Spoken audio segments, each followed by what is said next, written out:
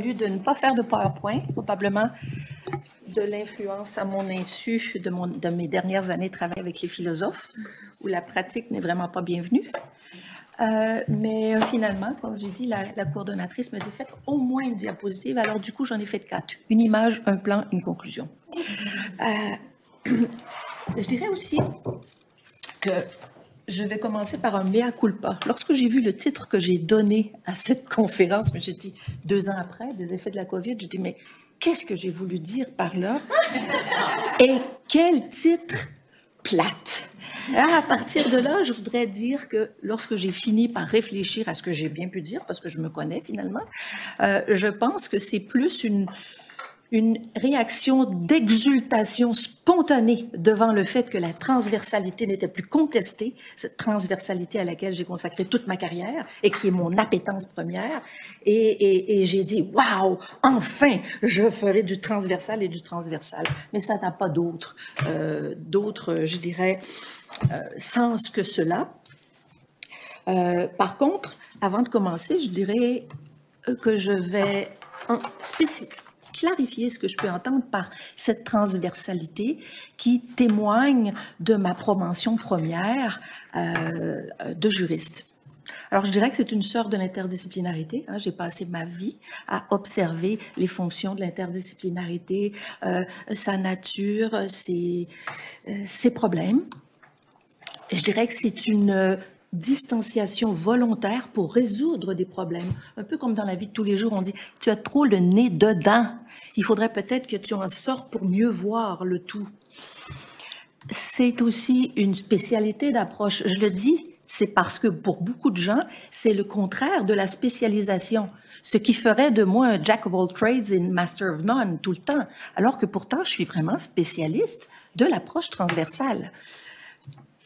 Et je dirais que c'est surtout un contrepoids au fordisme de la production de la connaissance, de la disciplinarisation qui a été très, très croissante au cours du 20e siècle, qu'on a faite au fond d'une volonté de mise en ordre des savoirs. À un moment donné, les savoirs universitaires se sont mis à s'accumuler avec le nombre croissant de nouvelles disciplines. Et on a dit, bon, il faut mettre de l'ordre dans tout ça et on va créer des maillons, un travail à la chaîne, et chacun va s'approprier un maillon et on va réduire volontairement le champ de notre connaissance pour mieux maîtriser cette portion spécifique. Et c'est devenu la tendance croissante du 20e siècle.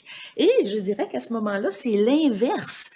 Moi, la transversalité, je l'entends comme l'inverse de la restriction volontaire du champ, lorsque l'inconscience d'un phénomène transversal fait problème. Alors, comment je fais pour arriver à ça? Hein?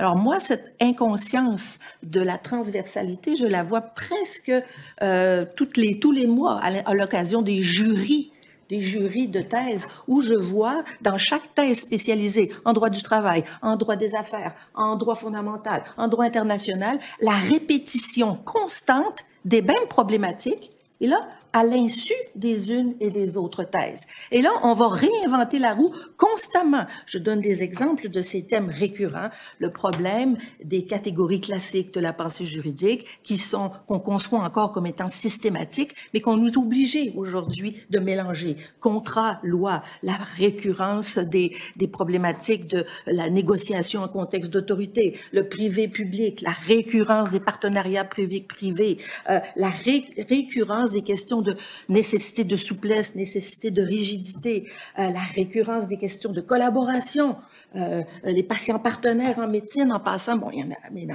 les thèses, ça revient ici, en droit aussi, et le problème de la récurrence d'une discipline à l'autre des problématiques fondamentales. On ne le voit pas et on ne s'influence pas les uns les autres et on est toujours en train de refaire la même chose. Alors, voici le plan, et ce sera l'avant-dernière diapositive.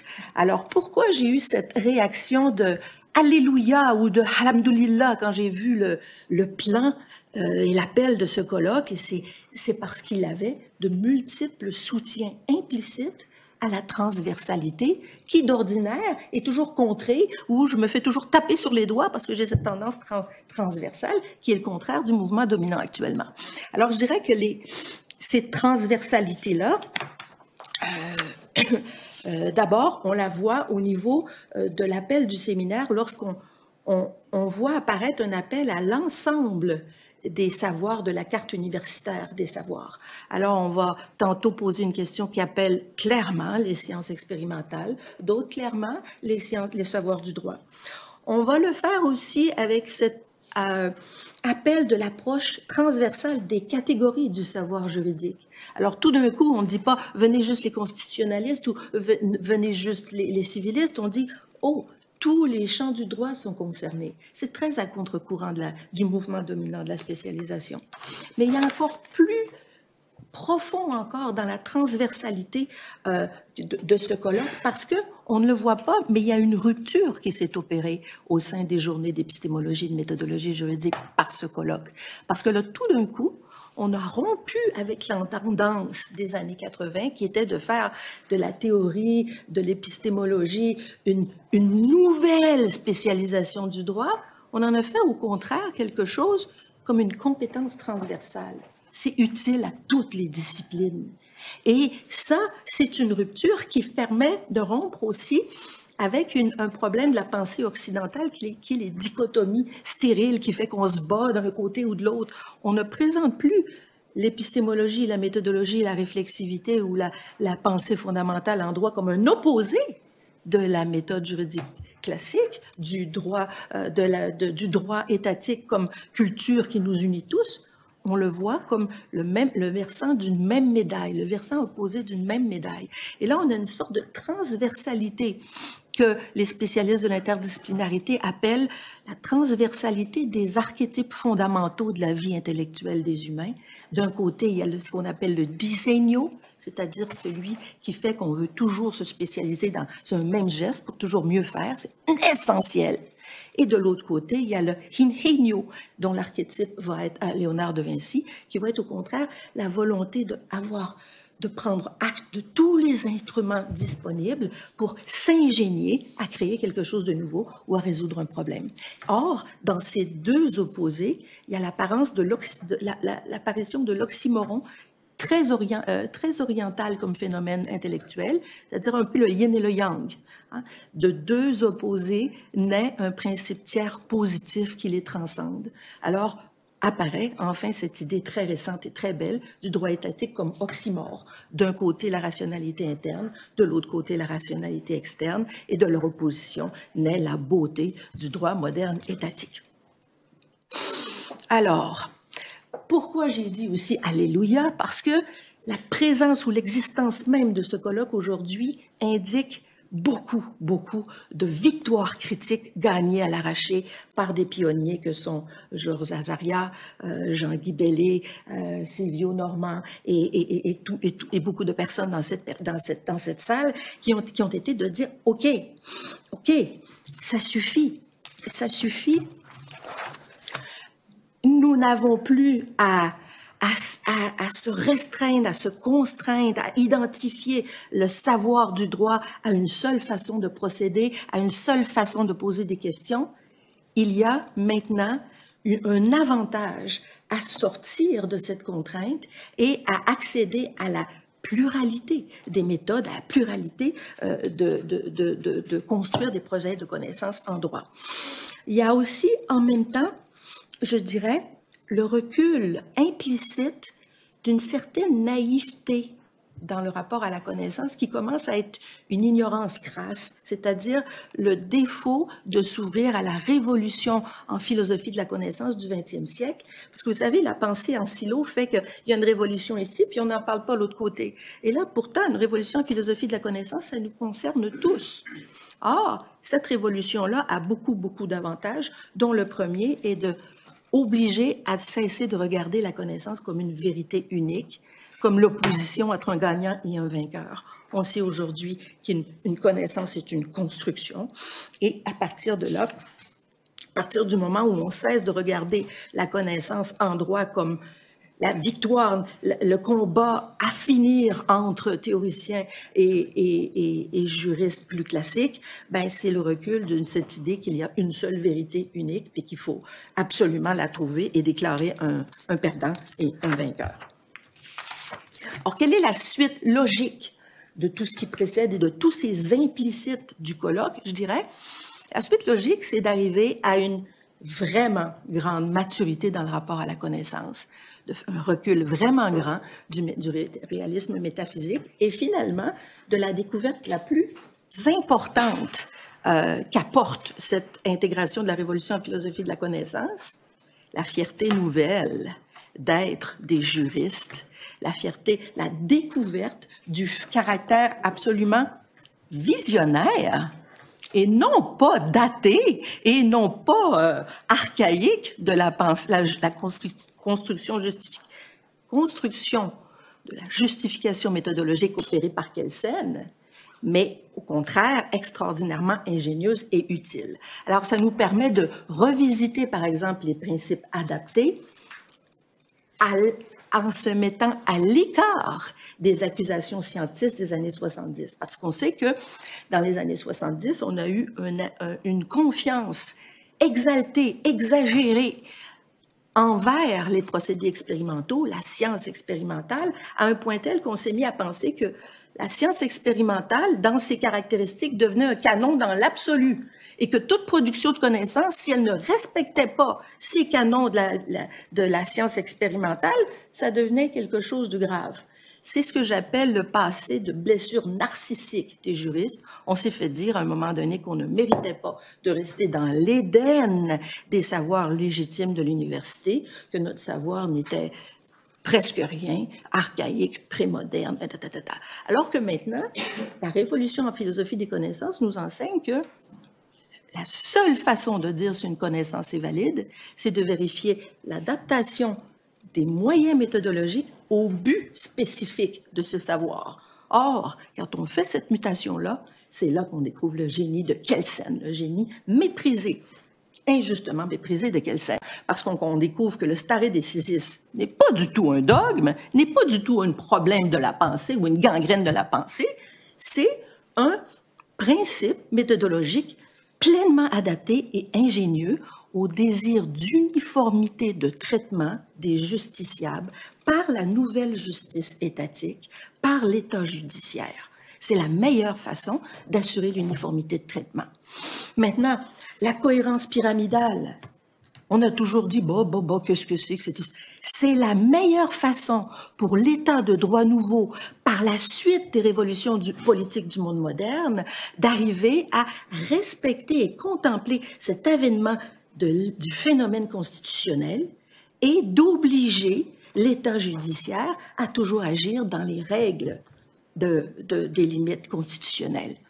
Et enfin, ce principe de neutralité axiologique et de modisme étatique, c'est exactement le principe méthodologique parfait pour répondre à cet objectif historique qui a été de contrer les possibilités de résurgence des foyers normatifs prémodernes dans l'interprétation de la règle par le nouvel agent du droit étatique qu'est le juriste. Alors, en disant, tu vas étudier seulement les sources de droit étatique, on s'assure d'écarter les règles de philosophie juste naturaliste. Quand on dit, toi, juriste, lorsque tu interprètes la règle, tu te souviens que tu n'es pas législateur et que tu dois observer les choix en valeur du législateur pour ne pas pour pas substituer tes choix en valeur aux siens, c'est un principe méthodologique parfaitement adapté à cet objectif de l'État de droit qui avait pour objectif de créer un monde nouveau, post-révolutionnaire. Alors, quand on arrive au formulaire, vous avez dit ça a pris du temps d'arriver au formulaire. Ça veut dire que les réponses que pose le colloque appellent une façon de répondre qui est conforme à tous ces implicites, cohérente. Alors, avec cette diversité d'approches, de façons de penser qui est enfin décriminalisée et qui me fait exulter. Alors, on commence comment? Par trier les questions posées. Alors, quelles sont les questions? Quoi? Allez, je vous donne 5 minutes de plus. Non, je vais aller très vite, j'arrive. À rabais, parce qu'on veut entendre parler de vos formulaires. Alors, d'abord, on va trier les questions qui sont conformes à la tradition de questionnement propres à l'univers kelsénien, hein, les questions qui appellent à quelles sont les règles étatiques qui permettent, quelle est la teneur du droit étatique établi. Alors, ces questions-là, il y en a seulement une, hein, qui dit quelle est l'autorité du formulaire dans tout l'appel au colloque, du colloque. Et là, à ce moment-là, ça va nous appeler à repérer les sources, un peu comme Sylvie en a parlé tout à l'heure, les sources qui vont consacrer le formulaire comme obligatoire, s'il y en a. Mais c'est le seul type de question qui appelle alors la méthode classique de repérage des sources législatives, judiciaires ou doctrinales du droit. Pour toutes les autres questions, alors on se rend compte qu'il s'agit de questions hybrides par rapport aux cloisons disciplinaires. Et à ce moment-là, il va falloir se demander en tout temps, mais quelle est la culture disciplinaire qui est mobilisée et quels sont les moyens qu'elle préconise pour répondre à cette question-là. À quoi ça va ressembler? On va prendre des exemples. L'instrument, le formulaire est un instrument d'efficience. On l'a vu apparaître même très rapidement au 19e siècle. À partir de là, c'est un instrument et comme le droit lui-même, il peut être porteur du pire, du meilleur. Hein. Pour Lénine, le droit, c'est quelque chose d'absolument satanique et pas satanique, mais très le mal absolu, alors que pour Gramsci, dont je suis l'exégète passionné, c'est un potentiel d'émancipation extraordinaire. Alors, le formulaire, de la même façon, va être utile ou dangereux selon l'analyse de ses effets à l'aune des valeurs épistémologiques propres au savoir juridique. Alors, par exemple, quand le formulaire a pour effet de diminuer le nombre d'heures facturées, ça va avoir un effet très positif d'augmentation de l'accès à la justice par le justiciable ordinaire. Par contre, dans le contexte de sociétés néolibérales qui ont déjà une obsession pour l'efficience économique, ça peut être une façon d'augmenter une pression à l'efficience alors qu'une société n'en a vraiment pas beaucoup. J'ai même une thèse de doctorat sous ma direction actuellement qui montre à quel point la pression à l'efficience dans les nouveaux bureaux d'avocats à Montréal est rendue une gangrène qui rend malade et qui est source de souffrance inouïe, surtout pour les femmes en passant. À partir de là, c'est évident que ça peut être jugé positif pour un Paul Martel, qui instantanément est devenu très, très riche le jour où il a mis un formulaire d'incorporation dans son ordinateur sans changer les prix. Tout d'un coup, je passe de prof de gauche à l'UQAM en mania du droit des affaires. Mais bon, à partir de là, je dirais aussi qu'il y a beaucoup d'autres considérations, et ce sera toujours une considération au cas par cas. Il est évident qu'à partir du moment où on parle de l'impact des formulaires, idéalement, ce serait bien de parler d'un impact empiriquement observé, parce qu'il est clair qu'on peut toujours avoir des prédictions d'impact qui soient tout à fait aveugles aux déterminants sociaux cachés.